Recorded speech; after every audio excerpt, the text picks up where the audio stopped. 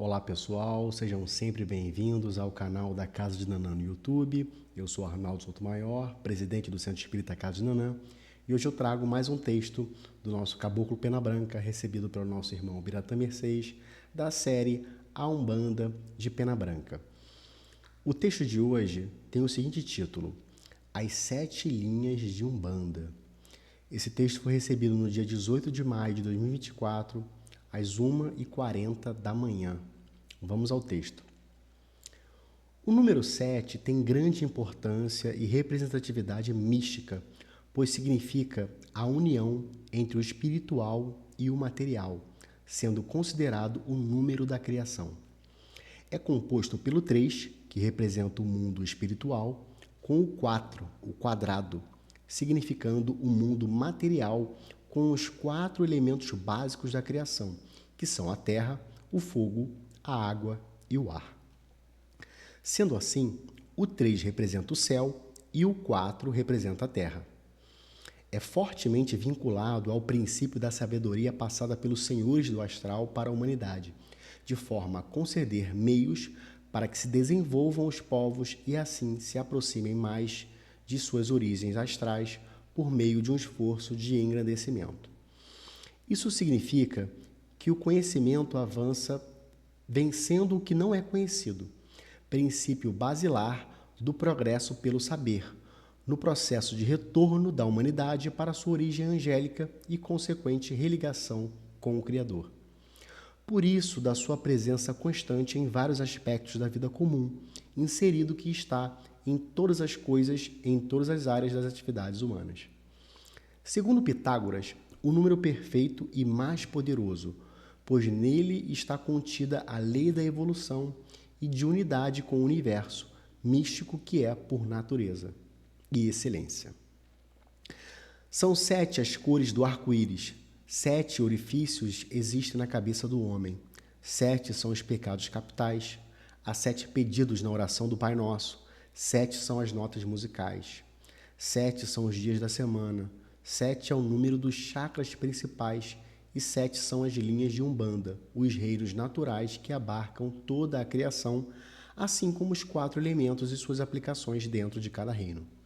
Essas linhas são a manifestação do ente superior através dos orixás, que são as forças magnéticas que comandam cada reino através das 7 essências da natureza, a saber, aquática, que se relaciona com a concepção e a maternidade. O orixá responsável por essa linha é Iemanjá. Mineral, que se relaciona com o amor e a fecundidade e tem como orixá determinante Oxum. Vegetal, que está ligado ao raciocínio, ao conhecimento e tem como orixá responsável Oxóssi. Ígnea, que está diretamente ligada à razão e ao juízo sobre todas as coisas. O orixá regente é Xangô. Cristalina, que tem em Oxalá o orixá regente, diz respeito ao mental, à religiosidade e à fé. É a expressão máxima com influência sobre todas as coisas, pois a fé é fator determinante no processo de ligação com o divino e meio pelo qual se avança. Sem fé não se vai a lugar nenhum. Eólica, que diz respeito à lei e à ordem, e tem o orixá Ogum no comando de tudo relacionado a essa essência. Telúrica, que se relaciona com o saber e consequente evolução pelo avanço calcado no saber que antecede a evolução. Os orixás responsáveis são Nanã no nascimento e Obaluaê no processo de desfazimento para a posterior reintegração à natureza. Essas linhas se manifestam o tempo todo na crosta do planeta e envolvem a todos os seres da criação. Apesar de serem divididas as essências, com características e orixás definidos, os reinos naturais não são fechados em si, em que apenas um orixá comanda e atua, enquanto aos outros não é permitido se manifestarem. Muito pelo contrário. Pela perfeita harmonia da criação na natureza, em todos os sentidos, cada um deles possui o conhecimento das demais linhas, mas organizadamente mantém-se fiéis às próprias características dentro da linha correspondente, mantendo a ordem e o perfeito encadeamento das coisas divinas.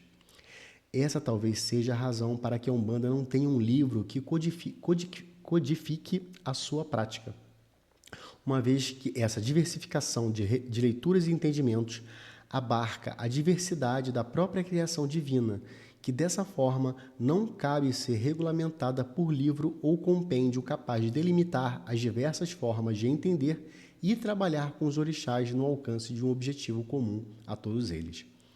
Essa vibração é contínua e age sobre todos os entes naturais, independentemente do nível vibracional, cabendo a esses percebê-la ou não. As 7 linhas de Umbanda se equilibram e se equivalem, cada uma dentro de cada essência, a fim de que nenhuma prevaleça sobre as outras, pois isso determinaria um desenvolvimento maior de um determinado aspecto dentro de todos que devem ser desenvolvidos, a fim de que um conjunto harmonioso de virtudes resulte do esforço em busca do aperfeiçoamento. Aqui faço um parêntese para falar de uma característica do nosso terreiro e não de respeito a nenhum orixá, mas à dinâmica de trabalho adotada por mim nesses anos todos de atividade. Na casa de Nanã, é dado certo destaque ao trabalho dos Exus, por serem trabalhadores que zelam pela multiplicação excessiva de seres em desalinho com o progresso, garantindo aos que querem evoluir condições para isso, ao mesmo tempo em que ajudam a resgatar esses mesmos desviados da senda evolutiva, a fim de que sejam dadas a eles as mesmas oportunidades de alcançarem conquistas equivalentes aos demais. Quando falamos de forças da natureza e linhas de trabalho seguidas pelo nosso terreiro, dentro desse contexto, vale a menção a eles como colaboradores destacados que nos permitem um conjunto de ações que tornam reais as chances de crescimento, ao mesmo tempo em que, ao vencerem suas próprias questões e sem fugirem da condição de espíritos devedores, alcançam a condição de continuarem o trabalho individual de retomada do crescimento espiritual, sob a influência dos mesmos elementos naturais e submetidos às mesmas linhas evolutivas que todos. Gosto sempre de dar destaques aos Exus como uma linha de trabalho auxiliar que tem nesses trabalhadores um exemplo claro de que não há exceção nem o descarte de quem quer que seja no trabalho evolutivo dispensado a todos.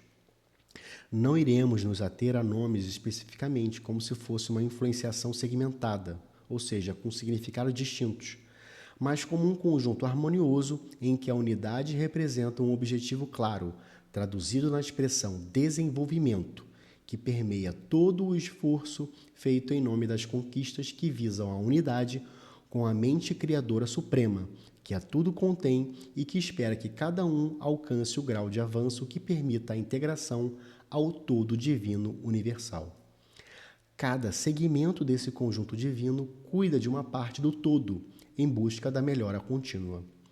Ao fazer isso, desenvolvem-se cada uma dessas facetas separadamente, cuidadas e relacionadas a cada aspecto representado por cada linha, dentro dos elementos a serem burilados pelo aperfeiçoamento no alcance de um conjunto cada vez mais equilibradamente perfeito. Os condutores desse processo são os grandes potentados, que regem toda a dinâmica através dos mentores, dos guias, das provas e das expiações, e nos níveis materiais, pelos chefes de terreiro. Por isso, nomenclaturas e linhas doutrinárias distintas não representam melhores ou piores, nem estabelecem diferenças que admitam características especiais a qualquer uma das formas de trabalhar pelos terreiros. Apenas colaboram para a individualização de cada casa em práticas que buscam alcançar os mesmos objetivos. Esse processo é conduzido sem que os que são auxiliados conheçam o que buscam, pois isso só será possível através do desenvolvimento e da ascensão provocada pelo sucesso no esforço pelo aprendizado. Esse é o mistério que desperta a fé pela qual o ser criador se manifesta e só será alcançado pela vitória do trabalho que fundamenta a evolução. Salve a Umbanda, salve a Casa de Nanã.